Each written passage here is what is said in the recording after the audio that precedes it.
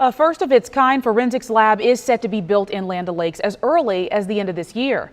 ABC Action News reporter Cameron Polam explains how the facility could bring much needed answers to more than 16,000 Floridians.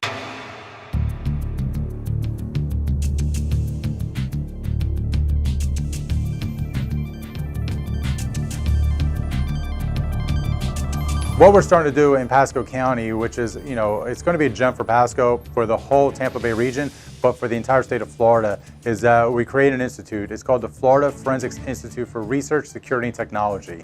It started with the forensics piece, and Pasco Sheriff's Office is partnered with Dr. Kimberly. If you're not familiar with Dr. Kimberly, she's a world-renowned anthropologist for the University of South Florida. She worked for the UN, she investigated the war crimes in Kosovo.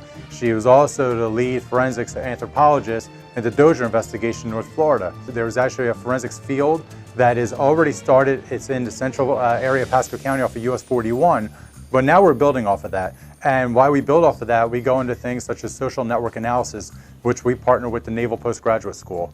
There's also a tactical piece to it, and there's also a security piece.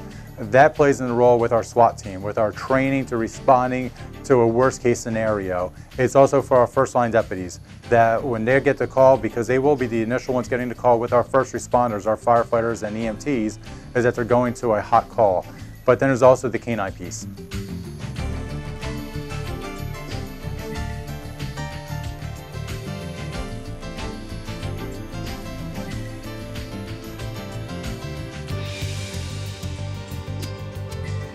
The K-9 piece is important because our K-9s are invaluable to the Pasco Sheriff's Office.